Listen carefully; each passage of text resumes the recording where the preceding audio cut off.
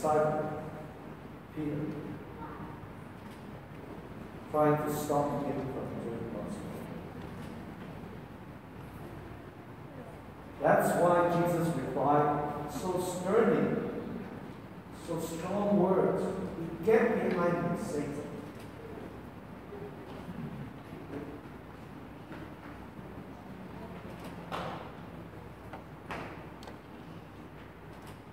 And then Jesus called the crowd and the disciples together and began to say to them, if anyone wishes to come after me, let him deny himself and let him take up his cross. Let him follow me, taking up his cross. This part of Mark's Gospel is so near the heart of the center of the Christian faith that we must take it almost sentence by sentence.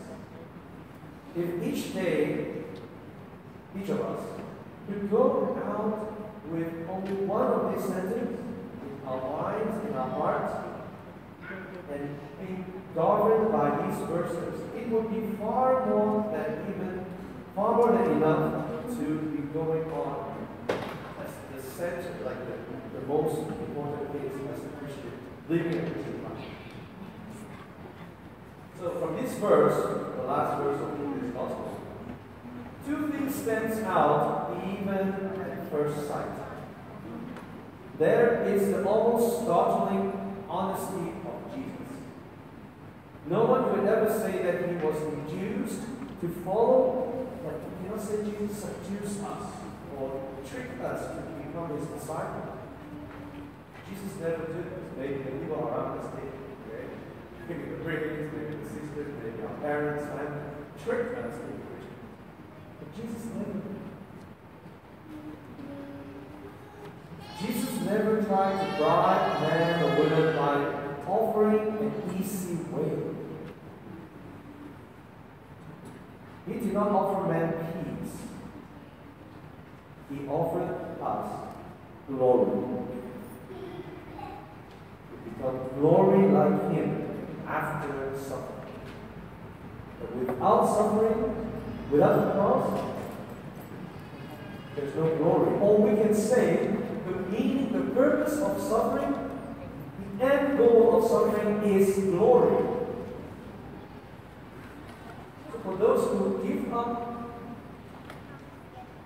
quit, do not persevere in the suffering that God gives us, is just to say, forget about the glory. I will.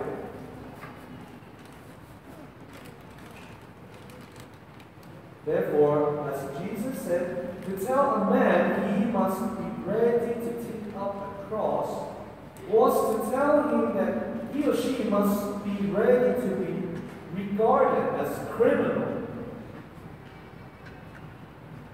as slaves, right? Why did Jesus carry the cross? As a show, like Jesus Christ Superstar? Show people how much he suffered? What? No. He was in charge as a criminal, right?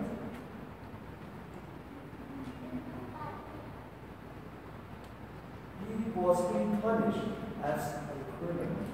And therefore, as a rule of Romans, a criminal, a death penalty criminal must carry his own cross.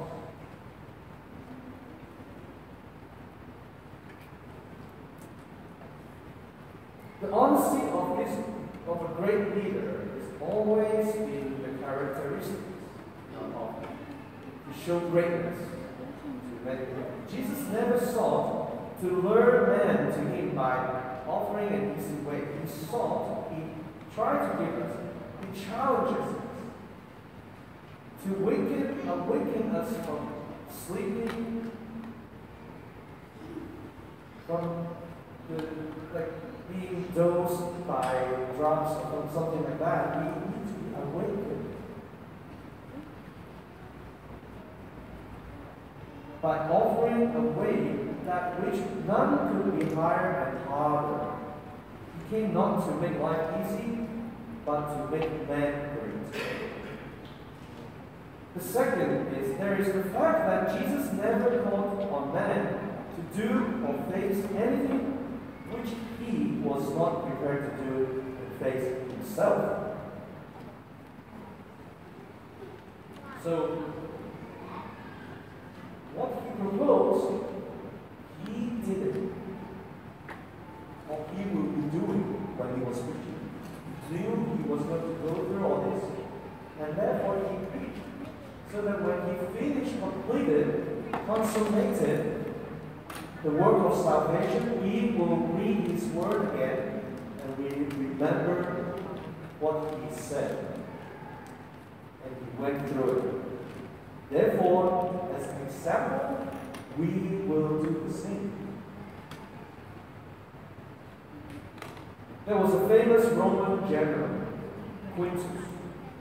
He was discussing with his staff how to take a difficult position.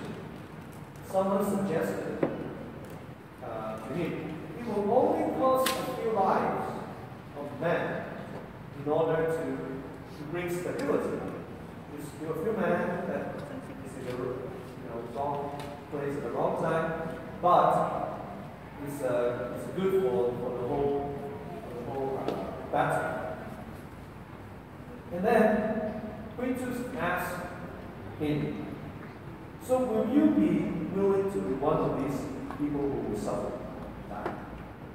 To the one who asked, who offered this smart opinion.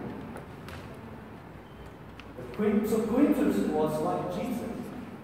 Was not the kind of leader who would just sit there remotely and play the lives of men under his rule as nothing. What he demanded that they should face, Jesus himself was ready to face and defeat. He had a right to call on us to take up the cross. For he himself first bore his own cross. Also, Jesus said of the man who would be his disciples, let him deny himself. We will understand the meaning of this demand best if we take it very simply and literally. Denying ourselves. Let him say no to himself. If a man will follow Jesus Christ, he must ever say no to himself and say yes to who? Jesus. Yes.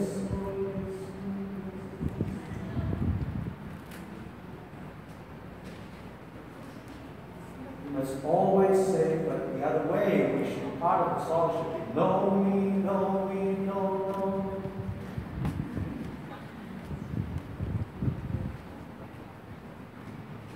He must say no to his own natural love of laziness, wanting to fall into pleasure, easy, comfort life.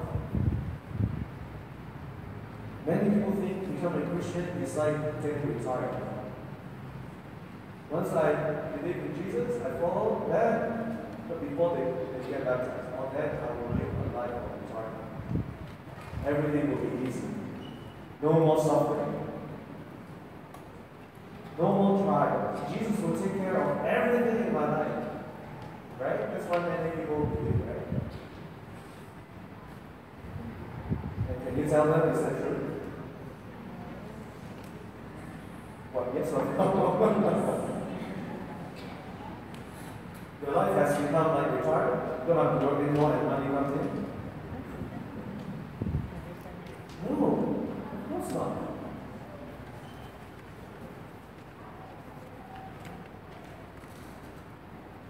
In fact, we will suffer more.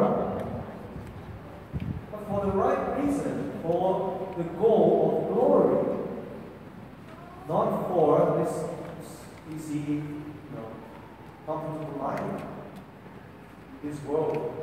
So,